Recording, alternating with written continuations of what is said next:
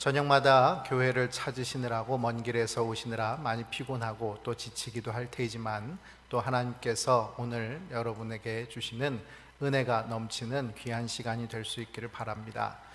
비전과 영성 축제를 준비하면서 제 마음속에는 아무래도 이제 목사이기 때문에 많은 성도들이 좀 나와서 함께 기도할 수 있는 시간이면 좋겠다, 이런 마음들이 자꾸만 욕심처럼 생겨났습니다. 빈자리가 없었으면, 가득가득 채워졌으면 하는 마음들이 있었지만, 사실 우리 주님께서 제게 주시는 말씀은 빈자리를 누군가가 채우는 것이 아니라 한 사람을 하나님께서 부르시는구나 하는 그런 마음이었습니다. 예수님께서 교회를 그리스도의 신부라고 불러주셨다면, 그리스도의 신부는 한 사람 한 사람 일터인데, 우리 그 한 사람이 진정 부름받은 그리스도의 신부가 되어서 오늘 이 자리의 주인공이 되고, 또 우리 예수님과 함께 합하여서 영적 결합이 이루어지는 복된 시간이 될 수 있기를 바랍니다. 김은미 시인이 쓴 내가 당신을 사랑하는 이유라는 시입니다. 내가 당신을 사랑하는 이유는 당신을 생각만 해도 기분이 좋아지기 때문입니다. 아무리 힘든 일이 생겨도 당신만 생각하면 저절로 힘이 생겨나 이겨낼 수 있기 때문입니다. 내가 당신을 사랑하는 이유는 언제나 따뜻함으로 날 맞아주기 때문입니다. 상처로 얼룩진 마음으로 다가가도 당신의 따뜻함으로 기다렸다는 듯 감싸주기 때문입니다. 내가 당신을 사랑하는 이유는 당신은 내가 그리워하는 것들을 모두 갖고 있기 때문입니다.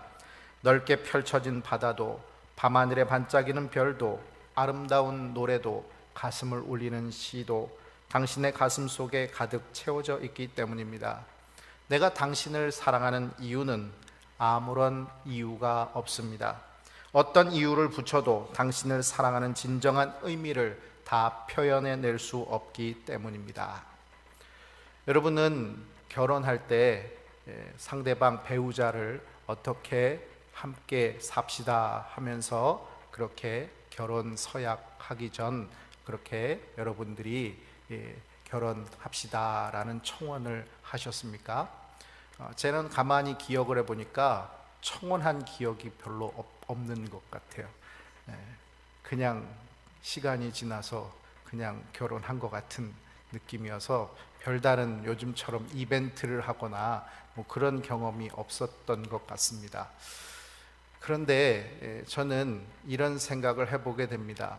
오늘 우리가 그리스도의 신부로서 우리 주님께서 우리를 불러주실 때, 우리가 우리 주님 앞에 이렇게 아름다운 시처럼 내가 주님을 사랑합니다, 매일매일 이렇게 사랑의 고백을 올려드릴 수 있는 주의 신부된 삼각교회가 되시기를 바랍니다.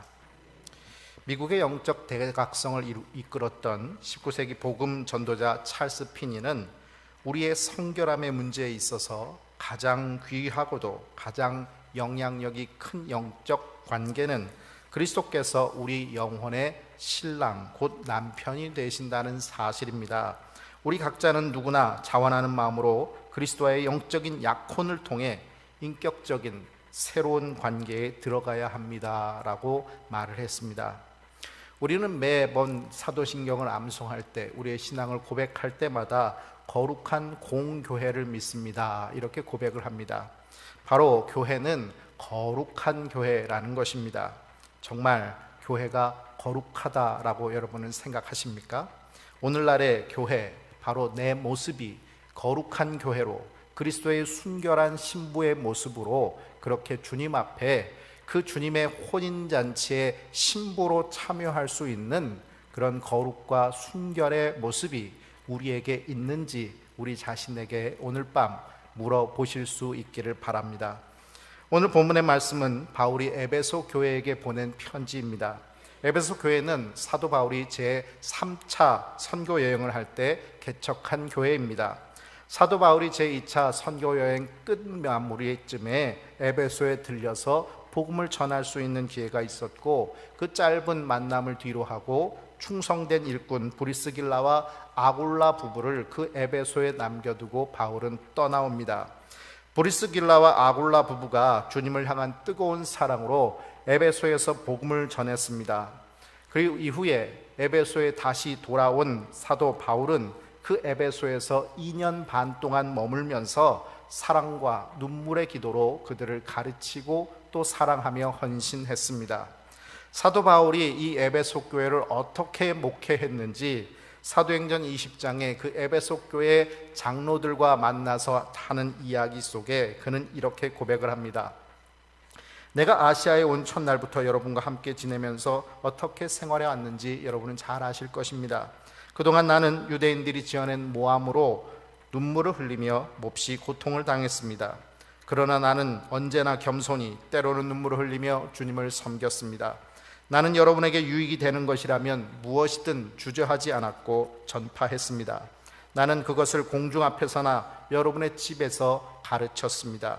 유대인들과 그리스인 모두에게 회개하고 하나님께 돌아올 것과 우리 주 예수님을 믿으라고 선포했습니다.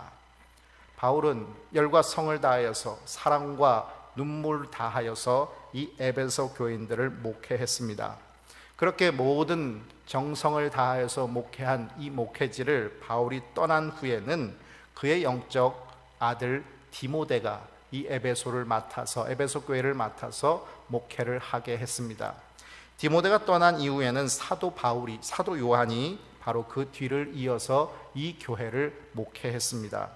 결국 에베소 교회는 당대의 최고의 기독교 지도자들이라고 할 수 있는 바울, 디모데, 또 사도 요한이 그 교회를 목회했던 교회입니다. 당대의 훌륭한 지도자들이 두루 거쳐서 교회가 무엇인지를 가르쳤고 교회의 성도들이 어떻게 살아야 될지를 가르쳤던 교회, 그러기에 그 어떤 교회보다도 하나님의 사랑을 듬뿍 받은 교회가 바로 에베소 교회였습니다. 그런데 요한계시록에 부활하신 예수님께서 이 에베소 교회를 바라보시면서 책망하십니다. 책망하실 때 처음 사랑을 버렸다라고 책망하고 있습니다. 많은 사랑을 받았지만 그 교회는 하나님에 대한 사랑을 저버리고 하나님에 대한 그 사랑의 고백을 잃어버린 상태였다는 것을 말해주고 있는 것입니다. 한국교회연합 명예회장인 김명영 목사님, 예전에 우리 교회에 비전과 영성 주제의 강사로 오셔서 말씀도 전해주셨던 이 김명영 목사님은 책망과 거룩함이 사라진 한국교회라는 강연 제목으로 한국교회의 현실에 대해서 강연을 했습니다. 근데 이 한국교회의 특징을 3가지로 얘기하시는데, 첫째, 한국교회는 각종 음악 및 율동 프로그램에 사로잡혀 있다. 둘째, 한국교회는 유명한 목사님의 유명 카리스마에 사로잡혀 있다. 셋째, 한국교회는 지금 아부성 발언과 또 몸짓에 사로잡혀 있다라고 그 한국교회의 특징을 분류합니다.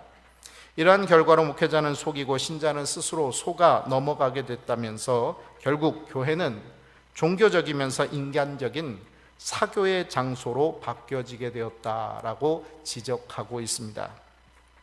성경을 통해서 주님의 말씀을 우리가 찔림으로 듣기보다는 하나님께서 나에게 말씀하셨어요 라고 말하면서 주관적인 직통 계시가 더 영적인 것처럼 생각되어지는 것이 오늘의 모습입니다. 믿는 대로 된다는 식의 자기 주관적인 체면을 강조하는 책들이 기독교 서적으로 둔갑하여서 베스트셀러가 되기도 합니다. 설교단에서 오늘의 바라보시는 하나님의 말씀은 거의 선포되지 않고 그저 오늘 우리가 가지고 있는 걱정과 근심을 잠시 웃음으로 날려버릴 수 있는 유머라든지 사람들의 욕구를 충족시키는 그런 말씀만이 전해질 따름입니다. 질병을 치유한다는 신유 집회는 자리가 부족할 지경이지만 회개하라 하는 그 자리에는 사람들이 가려고 하지 않습니다. 질병을 갖고 있을 때 그 질병 속에서 감사할 수 있는 평강을 소유하지도 못하고 그저 그 질병의 자리는 저주의 자리라고 생각할 따름입니다. 더 많은 것을 배우기 위해 시스템이 좋은 교회로 수평 이동해 가고 그래서 그곳에서 많은 것을 배우고 익히기는 하지만 교회를 섬기기 위해서 다시 돌아오는 일은 거의 없습니다. 교회 선거든 노예 선거든 총회 선거든 총회장 자리, 교회의 중직자 자리를 얻기 위해서, 그 자리에 앉기 위해서 불법 선거 운동을 세상보다 더 치열하게 펼치는 것이 교회입니다. 그러나 어떻게 그렇게 얻은 자리인지 더 낮아지고 더 섬기는 자리로 나아가려고 하지는 못하는 모습입니다. 오늘 모든 교회의 모습을 한마디로 요약한다면 그것은 바로 교회의 세속화입니다. 교회가 거룩성을 잃어버렸고 세상에 속된 것을 채우고 있다는 것입니다. 처음 사랑을 잃어버렸고 주의 순결한 신부여야 할 교회가 음란과 정욕과 쾌락에 물들어서 더럽고 부정한 교회가 되어버렸다는 것입니다.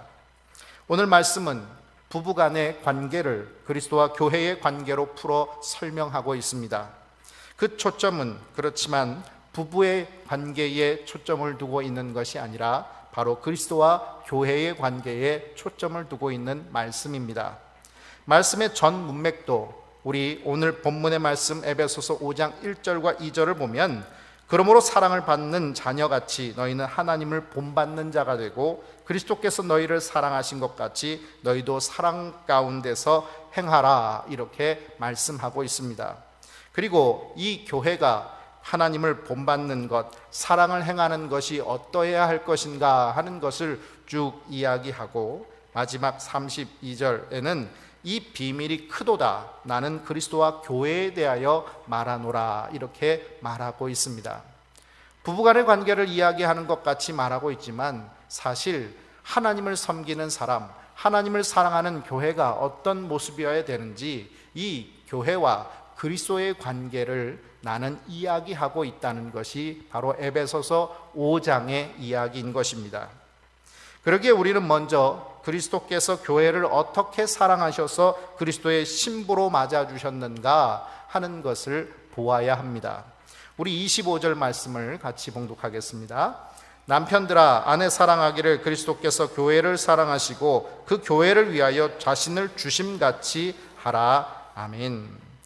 이 편지가 쓰여질 당시 유대인들의 남자들의 아침마다 일어나서 올려드리는 기도문 중에 하나는 하나님, 저를 이방인이나 노예나 여자로 만들어주지 않은 것에 감사드립니다 라는 기도 제목이었습니다. 유대인들의 법 가운데 여자는 인간이 아니었습니다. 그저 물건 취급을 당하는 재산 목록 중에 하나였던 것입니다. 아내는 남편의 소유물이기 때문에 남편은 그 아내를 자기 마음대로 할 수 있는 때였습니다. 바로 이러한 때에 남편들은 예수님이 교회를 사랑하시듯 아내를 사랑하라고 주님은 말씀하고 계시는 것입니다. 그렇다면 그리스도께서 교회를 사랑하셨다는 것, 그것은 어떻게 사랑하셨다는 것입니까? 그리스도께서 교회를 세우실 때, 그리스도께서 그리스도의 신부로 이 교회를 맞이하실 때 교회는 신부가 될 만한, 그리스도의 사랑을 받을 만한 그런 가치를 갖고 있지 못했습니다. 그들은 우상 숭배를 했고 성적 타락을 했고 분열과 다툼 속에서 더럽고 추한 모습만을 보였을 따름입니다. 그러나 주님은 교회를 성령의 물로 씻어주셨고 말씀으로 깨끗하게 하셨습니다. 거룩하고 흠이 없는 영광스러운 교회로 세워주셨습니다. 그러나 이렇게 하기 위해서 주님은 대가를 치르셔야 했습니다. 바로 주님이 치르신 대가는 자기의 생명이었습니다.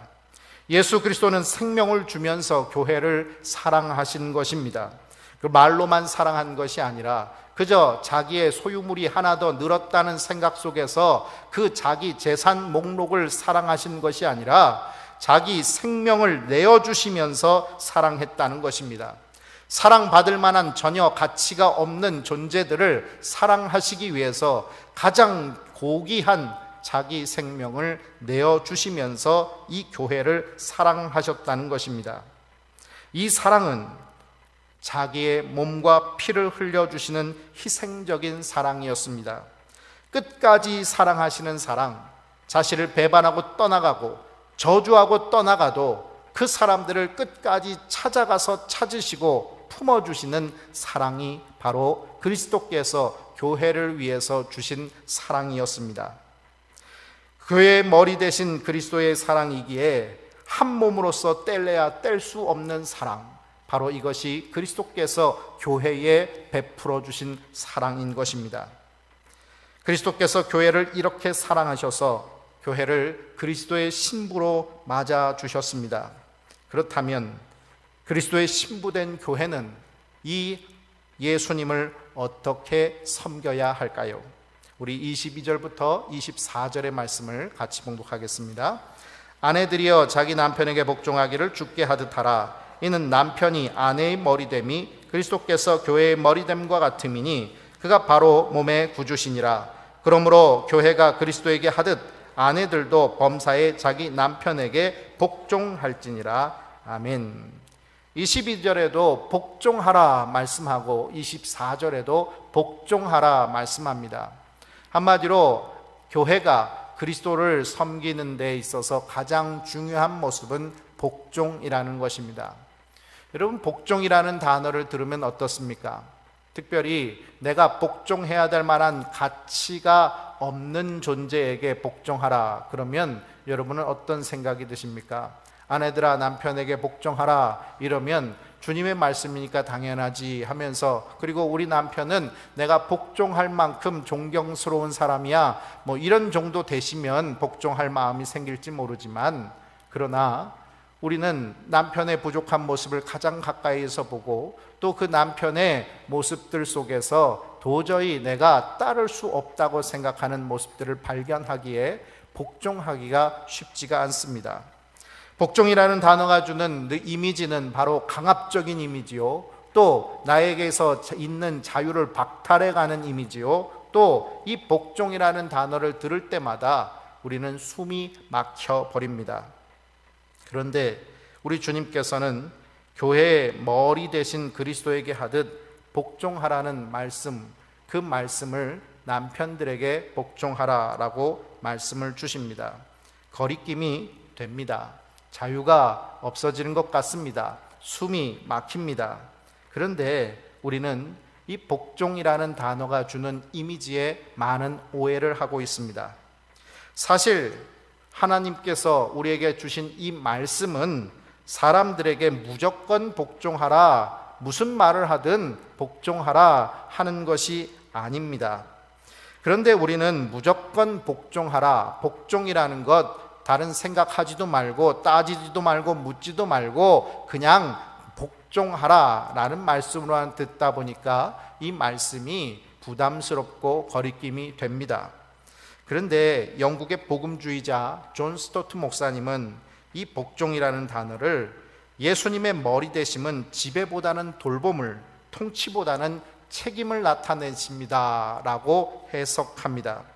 한마디로 말해 복종은 맹목적으로 따르는 것이 아니라 바로 교회가 그리스도께 복종해야 한다는 것은 그리스도께서 머리 되셔서 우리를 지배하시는 것이 아니라 돌봐주시는 분, 우리를 통치하시는 것이 억압적으로 강압하는 것이 아니라 바로 우리에게 그리스도의 책임을 다해 주시는 그런 사랑이라는 것을 말씀해 주고 있는 것입니다. 바로 교회가 그리스도께 복종해야 된다는 것은 그리스도께서 어떤 사랑으로 우리를 돌봐주셨는가, 어떤 사랑으로 우리에게 책임을 다해 주셨는가, 우리가 매일매일 그 사랑과 그 책임을 깨달으면서 그분을 온전히 섬기는 것, 이것이 바로 복종하라라는 말의 의미인 것입니다. 예수님께서 교회를 그리스도의 신부로 맞아주시면서 생각하신 궁극적인 그리스도의 신부의 모습은 무엇일까요? 우리 26절에서 27절 말씀을 같이 묵묵합니다. 이는 곧 물로 씻어 말씀으로 깨끗하게 하사 거룩하게 하시고 자기 앞에 영광스러운 교회로 세우사 티나 주름 잡힌 것이나 이런 것들이 없이 거룩하고 흠이 없게 하려 하심이라. 아멘. 그리스도께서는 우리를 깨끗하게 순결하게 하시고자 했습니다. 교회를 거룩하게 하시고자 하셨습니다. 그래서 거룩하고 흠이 없는 영광스러운 교회, 바로 그리스도의 신부의 모습이 이러해야 한다고 말씀하고 계시는 것입니다. 흠이 없고 순결하여서 세상으로부터 구별되는 영광스러운 교회, 바로 이것이 그리스도의 신부된 교회의 모습인 것입니다. 그렇다면 여러분에는 흠이 없으십니까? 여러분의 삶은 순결하십니까? 여러분은 하나님이 자랑스러워하실 만큼 영광스러운 교회의 모습을 가지고 계십니까? 지금 교회인 그리스도의 신부된 내 모습은, 그리스도의 순결한 신부의 모습은 결코 아닐 것입니다. 그러나 언제까지나 우리가 우상에게 절하는 세상의 모멸과 조롱을 당하며 울고 있을 수만은 없을 것입니다. 주님은 나를 사랑하시되 끝까지 사랑하신다고 말씀하십니다. 생명의 언약으로 신랑 되신 우리 주님은 나의 사랑, 나의 어여쁜 자야, 일어나 함께 가자, 우리의 이름을 불러주십니다. 그분은 나의 더러움을 우슬초로 씻어주시고 주의 보혈로 정결케 해주십니다. 하늘의 신령한 것으로 우리를 꾸며주십니다. 이제 우리의 세속화된 이 더러움을 벗어던지고 주님의 순결한 신부로 나아가실 수 있기를 바랍니다. 이기적인 세상의 욕망을 버리고 신랑 되신 그리스도만을 사랑하며 그분을 따라 나설 수 있는 우리들이 되기를 바랍니다. 하늘의 소망을 두고 신랑이 서 있는 천국으로 발걸음을 한 걸음 한 걸음 옮겨서 걸어가는 우리들이 되시기를 주의 이름으로 축원합니다. 황폐됐던 예루살렘의 회복과 또 번영을 전제로 하는 말씀으로 우리 주님께서는 이사야 62장 4절의 말씀을 주셨습니다. 유다 백성들이 바벨론의 포로로 끌려간 이후 그들은 그 우상의 나라에서, 이 이방 땅에서 고통과 괴로움과 또 더러움 속에서 버려진 황폐한 민족이 되었습니다. 그런데 하나님께서는 그들을 그렇게 버려두지 않으시겠다고 약속하시며 이 말씀을 주십니다. 다시는 너를 버림받은 자라 부르지 아니하며 다시는 내 땅을 황무지라 부르지 아니하고 오직 너를 홑시바라 하며 내 땅을 뷸라라 하리니 이는 여호와께서 너를 기뻐하실 것이며 내 땅이 결혼한 것처럼 될 것임이라. 뷸라라는 말은 바로 주의 신부라는 뜻입니다.